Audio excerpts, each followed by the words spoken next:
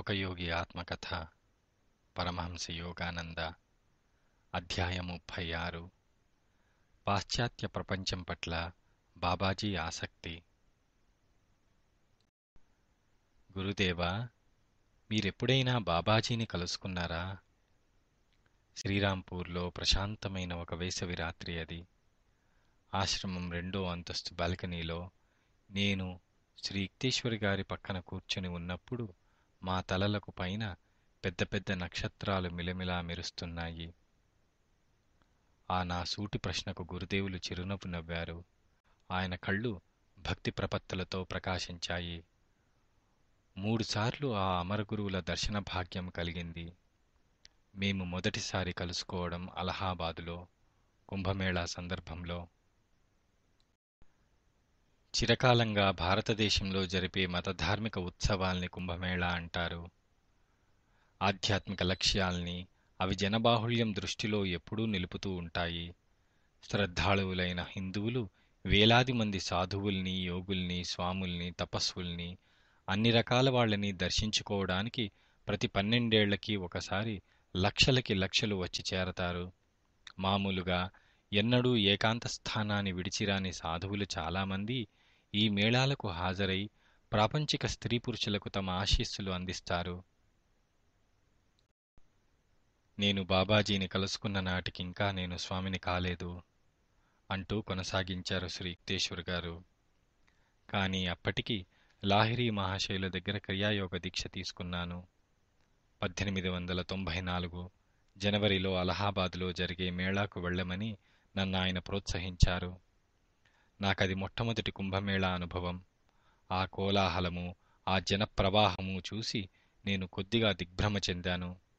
చుట్టూ గుచ్చిగుచ్చి చూశాను. తేజస్సుగల ఒక్క సద్గురువు ముఖమూ నాకు కనిపించలేదు. గంగానది ఒడ్డున ఒక వంతెన దాటుతూ ఉండగా దగ్గరలోనే నిలబడి ఉన్న ఒక పరిచయస్థుణ్ణి చూశాను. అతని భిక్షపాత్ర ముందుకు చాపి ఉంది. ఈ మేళా అంతా గోలా గందరగోళము, బిచ్చగాళ్ళు తప్ప మరేం లేదు అనుకున్నాను. నిరాశపడి మనస్సును భిక్షాల మీదే నిలిపి పైకి ధర్మోపదేశాలు చేసే ఈ సోమరుల కన్నా మానవ కళ్యాణం కోసం విజ్ఞాన రంగాల్ని ఓర్పుతో విస్తరింపజేస్తున్న పాశ్చాత్య విజ్ఞాన శాస్త్రవేత్తలు దేవుడికి ఎక్కువ సంతోషం కలిగించడం లేదా అనిపించింది. నా ఎదురుగా వచ్చి ఆగిన పొడుగాటి ఒక సన్యాసి కంఠస్వరం సమాజ సంస్కరణ గురించి నాలో రగులుతున్న ఆలోచనలకు అంతరాయం కలిగించింది. మహాశయ, మిమ్మల్ని ఒక సాధువు పిలుస్తున్నారండి అన్నాడతను. ఎవరాయన? వచ్చి మీరే చూడండి. కొంచెం వెనకాడుతూనే ఆయన టూకీగా ఇచ్చిన ఈ సలహాని పాటించి ఒక చెట్టు దగ్గరికి వచ్చాను. ఆ చెట్టు కొమ్మల నీడన ఆకర్షమైన శిష్య బృందంతో ఉన్న ఒక గురువుగారిని చూశాను. మిలమిల మెరిసే నల్ల కళ్లతో తేజస్వంతమైన అసాధారణ విగ్రహం గల ఆ గురువుగారు నేను వస్తుండగా లేచి నుంచొని నన్ను కావలించుకున్నారు. స్వాగతం స్వామీజీ అన్నారాయన ఆప్యాయంగా. అయ్యా, నేను స్వామిని కానండి అని ఒత్తి పలికాను. స్వామి అన్న బిరుదు ఎవరికి ఇమ్మని దైవపరంగా నాకు ఆదేశం వచ్చిందో వాళ్లు దాన్ని పరిత్యజించరు. ఆయన నాతో సౌమ్యంగానే మాట్లాడారు, కాని ఆయన మాటల్లో గాఢమైన సత్యనిష్ఠ ధ్వనించింది. తక్షణమే ఒకానొక ఆధ్యాత్మిక ఆశీర్వాద తరంగం నన్ను ముంచెత్తేసింది. సనాతన సన్యాశ్రమ స్థాయికి హఠాత్తుగా నన్ను పెంచినందుకు చిరునవ్వు నవ్వుతూ, ఆ విధంగా నన్ను గౌరవించి మానవ రూపంలో ఉన్న మహామహులుగా, దేవదూత సదృశులుగా స్పష్టమవుతున్న ఆయన పాదాలకు ప్రణామం చేశాను. బాబాజీ, నిజంగా బాబాజీయే. చెట్టు కింద తమకు దగ్గరగా ఉన్న ఒక ఆసనం నాకు చూపించారు. ఆయన బలిష్టంగా, పడుచు వయస్సుల్లో ఉన్నవారు. లాహిరీ మహాశయుల్ని పోలి ఉన్నారు. ఈ మహానుభావులిద్దరి రూపురేఖల్లోనూ ఉండే అసాధారణమైన పోలికల్ని గురించి అంతకుముందు నేను తరచుగా వినే ఉన్నప్పటికీ అప్పుడు ఆ పోలిక నాకు తట్టలేదు. ఒక వ్యక్తి మనస్సులో ఏ నిర్దిష్ట భావమైనా తల ఎత్తకుండా నిరోధించే శక్తి బాబాజీకి ఉంది. ఆయన్ని నేను గుర్తుపట్టి భయభక్తుల్లో మునిగిపోకుండా తమ సమక్షంలో పూర్తిగా సహజంగా ఉండాలని మహాగురువులు ఆశించారని స్పష్టమవుతోంది. కుంభమేళా గురించి ఏమనుకుంటున్నావు? స్వామీ, నాకు చాలా నిరాశ కలిగిందండి అని చెప్పి చటుక్కున ఇంకా ఇలా అన్నాను. మిమ్మల్ని కలుసుకునేటంత వరకు ఏమిటో కాని సాధువులకి ఈ సంక్షోభానికి పొత్తు కుదిరినట్టు కనిపించడం లేదండి. బాబూ అంటూ ప్రారంభించారు ఆ మహాగురువులు. ఆయన వయస్సుకు నేను దాదాపు రెట్టింపు వయస్సులో ఉన్నట్టు పైకి కనిపిస్తున్నప్పటికీ ఎక్కువ మందిలో తప్పులున్నాయి కదా అని అందరూ చెడ్డవాళ్ళు అని తీర్పు చెప్పకూడదు. ఇసక పంచదారల మిశ్రమంలాగా ఈ భూమి మీద ఉన్న ప్రతిదీ మిశ్రమ స్వభావం కలిగినదే. పంచదార మాత్రమే తీసుకుని ఇసకను ముట్టకుండా వదిలేసే తెలివైన చీమ మాదిరిగా ఉండు. ఇక్కడున్న చాలామంది సాధువులు మాయలో సంచరిస్తున్నప్పటికీ దైవసాక్షాత్కార అనుభూతి గల కొద్దిమంది వల్ల ఈ మేళా పునీతమయ్యింది. ఈ మహాగురువులతో నాకు సమాగమం జరిగినందువల్ల నేను త్వరగానే ఆయన అభిప్రాయంతో ఏకీభవించాను. అయ్యా, దూరాన ఉన్న యూరోప్లోనూ అమెరికాలోనూ నివసిస్తూ వివిధ మతధర్మాల్ని అనుసరిస్తూ ఇప్పటి మేళాలాంటి వాటి నిజమైన విలువలు ఎరక్క ఇక్కడ కూడిన చాలామంది కంటే తెలివిలో చాలా గొప్పవాళ్లైన ప్రముఖ పాశ్చాత్య విజ్ఞాన శాస్త్రవేత్తల్ని గురించి నేను ఇంతవరకు ఆలోచిస్తూ ఉన్నానండి. భారతదేశపు సద్గురువులతో సమావేశాల వల్ల ఎక్కువగా లాభం పొందగలవాళ్లు వీళ్ళు. కాని భౌతిక విజయాల్లో ఉన్నతులే అయినప్పటికీ చాలామంది పాశ్చాత్యులు కఠోరమైన భౌతికవాదానికి కట్టుబడిపోయిన వాళ్ళు. విజ్ఞాన శాస్త్రంలోనూ తత్వశాస్త్రంలోనూ ప్రసిద్ధులైన ఇతరులు మతంలో ఉన్న సారభూతమైన ఏకత్వాన్ని గుర్తించరు. వాళ్ల మత సిద్ధాంతాలు దాటశక్యం కాని అవరోధాలై వాళ్లని శాశ్వతంగా మన నుంచి వేరు చేస్తున్నాయి. పాశ్చాత్య ప్రపంచం గురించి, ప్రాచ్య ప్రపంచం గురించి కూడా నీకు ఆసక్తి ఉండడం గమనించాను. బాబాజీ ముఖం ఆమోదంతో వెలుగొందింది. నీ హృదయవేదన నేను అర్థం చేసుకున్నాను. విశాలమైన నీ గుండెలో మానవులందరికీ చోటు ఉంది. అందుకే నిన్నిక్కడికి పిలిపించాను. తూర్పు పడమర దేశాలు కార్యకలాపాల్ని, ఆధ్యాత్మికతను మేళవించిన చక్కని మధ్యే మార్గాన్ని ఏర్పరచుకోవాలి అంటూ ఇంకా చెప్పారు బాబాజీ. భౌతిక అభివృద్ధి విషయంలో పడమటి దేశాల నుంచి భారతదేశం నేర్చుకోవలసింది చాలా ఉంది. దానికి బదులుగా పడమటి దేశాలు తమ మత విశ్వాసాలకు యోగశాస్త్రీయమైన గట్టి పునాదులు ఏర్పరచుకోవడానికి తోడ్పడే విశ్వజనీన పద్ధతుల్ని భారతదేశం నేర్పగలదు. స్వామీజీ, ప్రాచ్య పాశ్చాత్య ప్రపంచాల మధ్య ముందు ముందు జరగబోయే సామరస్యపూర్వకమైన వినిమయంలో మీరు నిర్వహించవలసిన పాత్ర ఒకటి ఉంది. మరికొన్నేళ్లకి నేను మీ దగ్గరికి ఒక శిష్యుణ్ణి పంపుతాను. పాశ్చాత్య ప్రపంచంలో యోగ విద్యా వ్యాపనానికి మీరతన్ని తర్ఫీదు చెయ్యగలరు. ఆధ్యాత్మికంగా అన్వేషణ సాగిస్తున్న అక్కడి అనేక ఆత్మల స్పందనలు వరదలా నా దగ్గరికి వస్తూ ఉంటాయి. అమెరికాలోనూ యూరప్లోనూ జాగృతి పొందడానికి ఎదురుచూస్తున్న భవిష్యత్ సాధువుల్ని నేను చూస్తూ ఉన్నాను. తమ కథనంలో ఈ అంశం దగ్గర శ్రీ యుక్తేశ్వర్ గారు తమ దృష్టి పూర్తిగా నా మీద కేంద్రీకరించారు. నాయనా, అనేక సంవత్సరాలకు పూర్వమే నా దగ్గరికి పంపుతానని బాబాజీ మాట ఇచ్చిన శిష్యుడివి నువ్వే అన్నారు గురుదేవులు పండు వెన్నెట్లో చిరునవ్వు చిందిస్తూ. బాబాజీయే నాకు శ్రీ యుక్తేశ్వర గారి సన్నిధికి దారి చూపించి నడిపించారని తెలిసి సంతోషించాను. అయినా నా గురువర్యులకు నిరాడంబర ఆశ్రమ ప్రశాంతికి దూరంగా ఎక్కడో దూరాన ఉన్న పాశ్చాత్య ప్రపంచంలో నా ఉనికిని ఊహించుకోవడం నాకు కష్టమయ్యింది. తర్వాత బాబాజీ భగవద్గీత గురించి మాట్లాడారు అంటూ చెప్పసాగారు శ్రీ యుక్తేశ్వర్ గారు. గీతలో చాలా అధ్యాయాలకి నేను వ్యాఖ్యలు రాశానన్న సంగతి తమకి తెలుసునన్నట్టుగా మెచ్చుకుంటూ కొన్ని మాటల్లో ఆయన సూచించడంతో ఆశ్చర్యచకితుణ్ణి అయ్యాను. నా కోరిక మన్నించి స్వామీజీ మీరు మరో పని చేపట్టండి అన్నారు మహాగురువులు. క్రైస్తవ, హిందూ పవిత్ర గ్రంథాలకి మూలభూతంగా ఉన్న సమరసతను గురించి మీరో చిన్న పుస్తకం రాయరు? ఉత్ప్రేరితులైన దైవపుత్రులు అవే సత్యాల్ని ప్రవచించారని, మానవుల పాక్షిక భేదాల వల్ల వాటి ఏకత్వం ఇప్పుడు మరుగుపడిపోయిందని సమానార్థక గ్రంథభాగాలు ఉదాహరిస్తూ నిరూపించండి. మహారాజ్, ఎటువంటి ఆజ్ఞ? దాన్ని నెరవేర్చగలనా నేను? అంటూ సంకోచపడుతూ సమాధానమిచ్చాను. బాబాజీ మృదువుగా నవ్వారు. నాయనా, నువ్వెందుకు సందేహిస్తావు? అంటూ నాకు నమ్మకం కలిగించేలా అన్నారు. నిజానికి ఇదంతా ఎవరి పని? ఈ పనులన్నీ చేసేవాడు ఎవరు? ఈశ్వరుడు నాచేత ఏది చెప్పిస్తే అది సత్యమై తీరక తప్పదు. ఆ సాధువు ఆశీస్సుల వల్ల నేను ఆ శక్తి పొందినట్లు భావించి ఆ పుస్తకం రాయడానికి ఒప్పుకున్నాను. నేను సెలవు తీసుకోవలసిన సమయం వచ్చిందని అనిపించి మనస్సు ఒప్పకపోయినా నా పత్రాసనం మించి లేచాను. నీకు లాహిరీ తెలుసా? అని అడిగారు మహాగురువులు. అతను మహాత్ముడు కదూ. మనం కలుసుకున్న సంగతి అతనికి చెప్పు. ఆ తర్వాత లాహిరీ మహాశయులకు అందించవలసిన వర్తమానం నాకు చెప్పారు.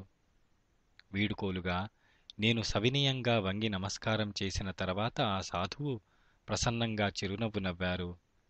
నీ పుస్తకం పూర్తి అయిన తర్వాత నిన్నోసారి చూడ్డానికి వస్తాను అని మాట ఇచ్చారు.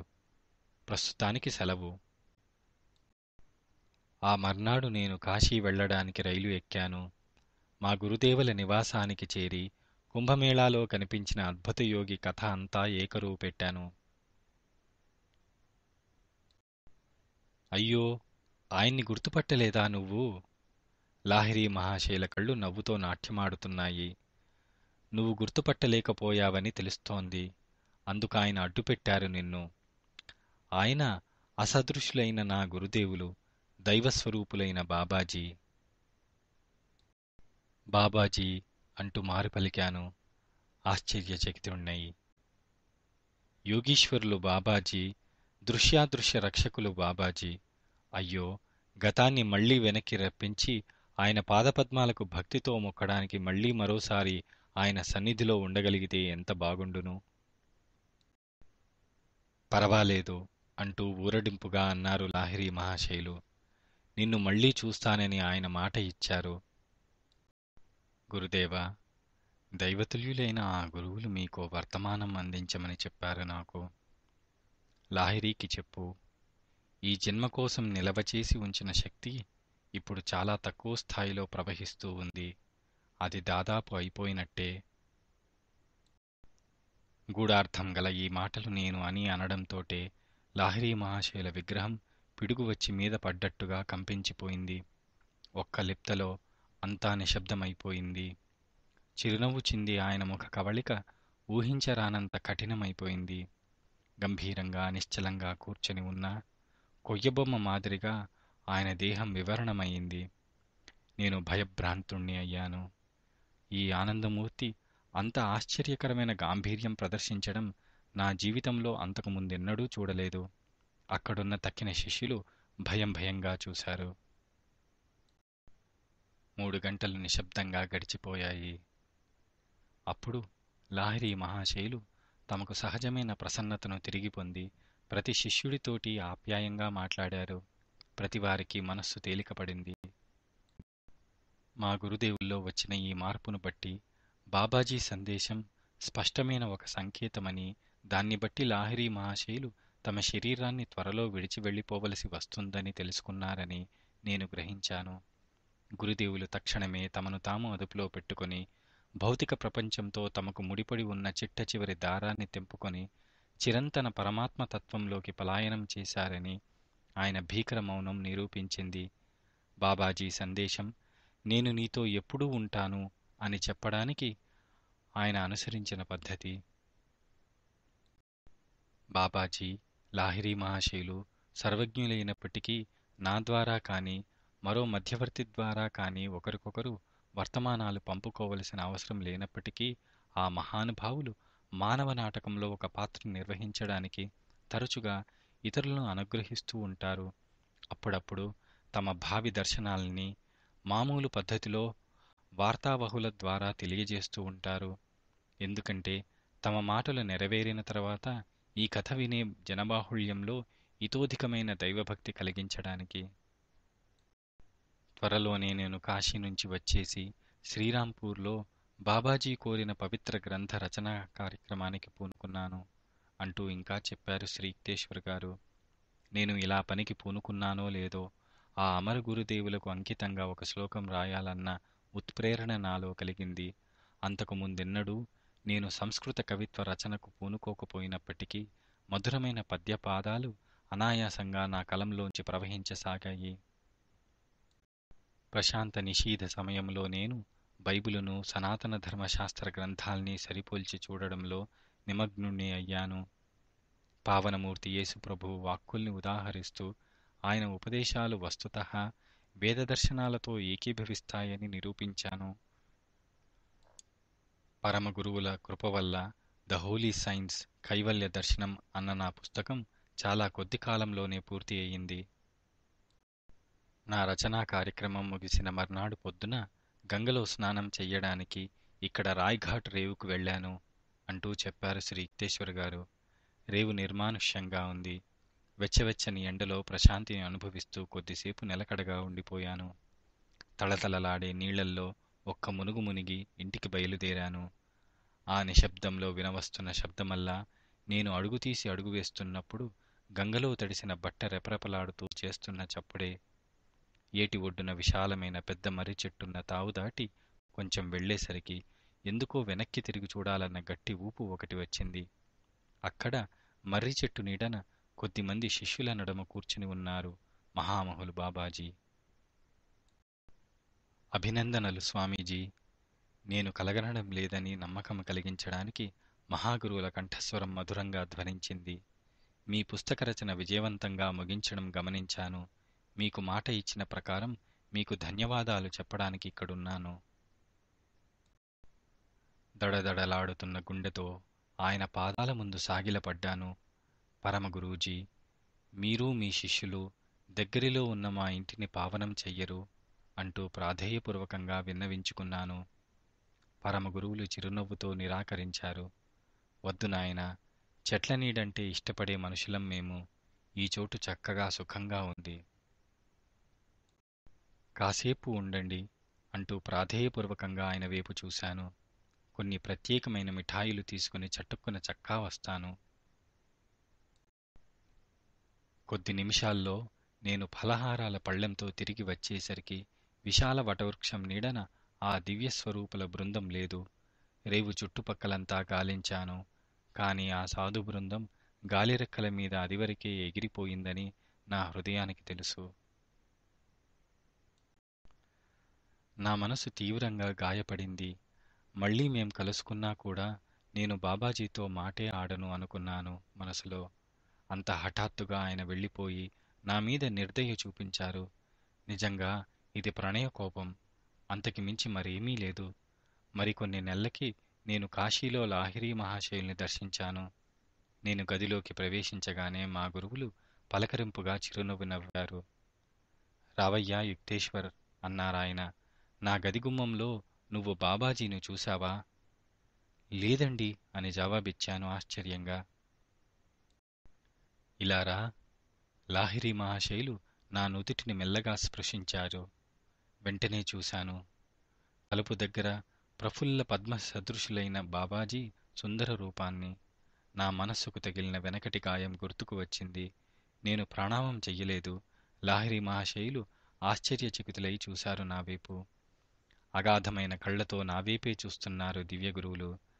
నా మీద కోపంగా ఉంది నీకు? అవునండి, ఎందుకుండకూడదు అని జవాబిచ్చాను. గాలిలోంచి వచ్చారు మీ గారడి వాళ్ల జట్టుతో.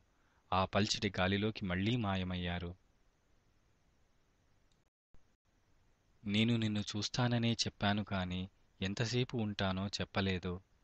బాబాజీ మృదువుగా నవ్వారు.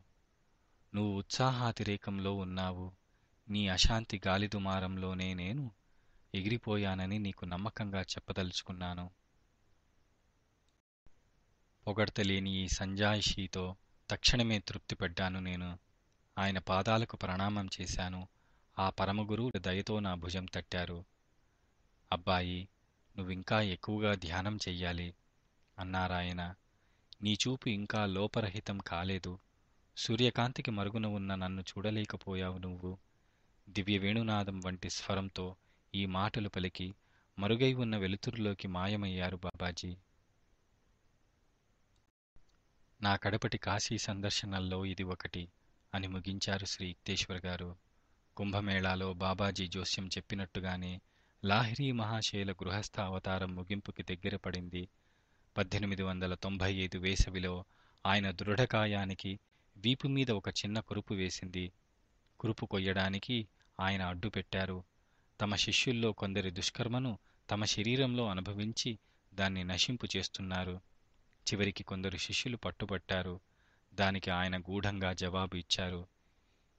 ఈ దేహం తాను పోవడానికి ఒక కారణం చూసుకోవాలి. మీరు ఏం చెయ్యదలుచుకున్నా నేను ఒప్పుకుంటాను. కొద్ది కాలంలో ఆ అసదృశ గురుదేవులు కాశీలో తనువు చాలించారు. ఆయన కోసం నేనిక ఆయన చిన్న గదికి వెళ్ళక్కర్లేదు. నా జీవితంలో ప్రతిరోజూ ఆయన సర్వోపగత మార్గదర్శిత్వంతో ధన్యమవుతుంది. చాలా ఏళ్ల తర్వాత లాహిరీ మహాశైల నిర్యాణాన్ని గురించి అద్భుతమైన వివరాలు అనేకం ఉన్నత స్థితినందుకొన్న స్వామి కేశవానంద అనే శిష్యుల నోటి మీదుగా విన్నాను.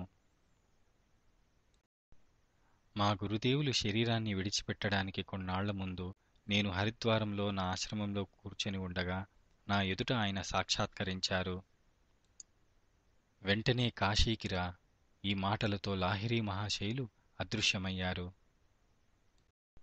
వెంటనే నేను రైలెక్కి కాశీకి బయలుదేరాను. మా గురుదేవుల ఇంట్లో చాలామంది శిష్యులు చేరి ఉన్నారు. ఆ రోజున గురుదేవులు కొన్ని గంటల పాటు గీతను వ్యాఖ్యానిస్తూ ఉపన్యసించారు. ఆ తర్వాత మాతో టూకీగా ఇలా అన్నారు. నేను ఇంటికి వెళ్ళిపోతున్నాను. మాలో దుఃఖం కట్టలు తెంచుకొని వచ్చింది. వెక్కి వెక్కి ఏడిచాం. కుదుట పడండి, నేను మళ్లీ లేచి వస్తాను. ఈ ముక్క అన్న తర్వాత లాహిరీ మహాశైలు తమ ఆసనం మించి లేచారు. తమ శరీరాన్ని గుండ్రంగా 3 సార్లు తిప్పారు. ఉత్తరం వైపు తిరిగి పద్మాసనం వేసుకున్నారు. అద్భుతంగా మహాసమాధిలోకి వెళ్ళిపోయారు. భక్తులకెంతో ప్రియమైన లాహిరీ మహాశైల సుందరదేహాన్ని గృహస్థోచితమైన కర్మకాండతో పావన గంగాతీరానం మణికర్ణికా ఘట్టంలో దహనం చేశారు అంటూ చెప్పారు కేశవానందగారు. ఆ మర్నాడు పొద్దున 10 గంటలకు నేనింకా కాశీలోనే ఉండగా నా గది ఒక మహత్తరమైన కాంతితో కమ్ముకుపోయింది. ఆహా!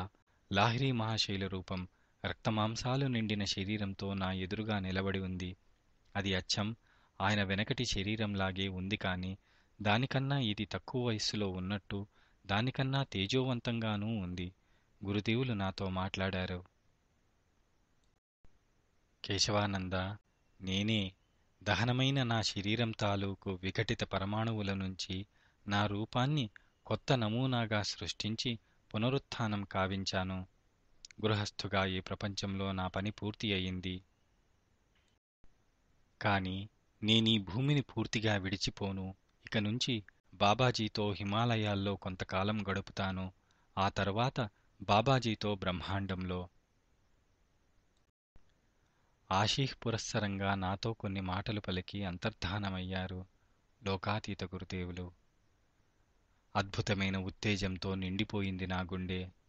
క్రీస్తు, కబీర్ల శిష్యులు తమ గురుదేవుల్ని వారి భౌతిక మరణానంతరం సజీవ రూపంలో దర్శించినప్పుడు ఎటువంటి ఆత్మోన్నతి అనుభూతమయ్యిందో నాకూ అటువంటిదే అనుభూతమయ్యింది.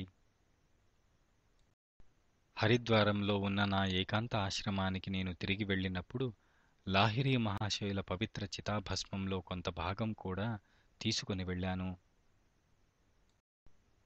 దేశకాలావధులు గల పంజరంలో నుంచి ఆయన తప్పించుకుపోయారని, సర్వవ్యాపకతా విహంగం విముక్తమైందని, అయినా ఆయన చితాభస్మానికి సమాధి కట్టించడం నా మనసుకు ఊరట కలిగించింది అంటూ చెప్పుకొచ్చారు కేశవానందగారు.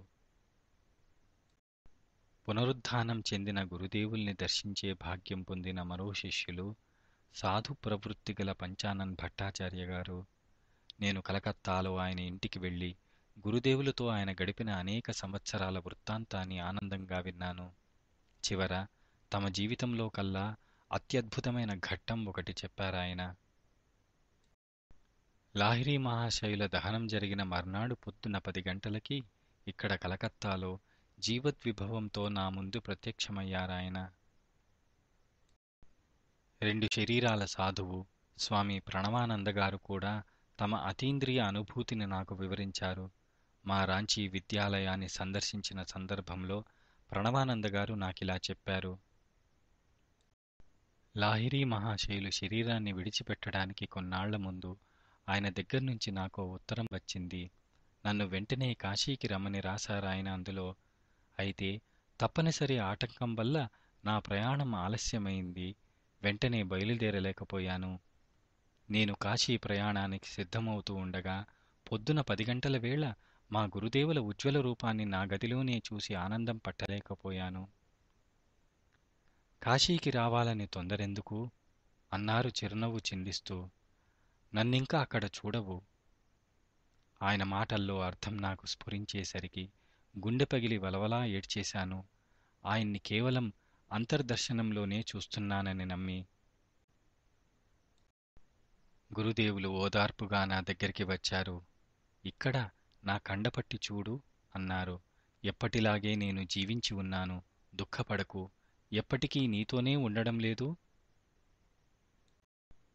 ఈ ముగ్గురు మహాశిష్యుల నోళ్ల నుంచి అద్భుత సత్యాన్ని తెలిపే కథ బయల్పడింది.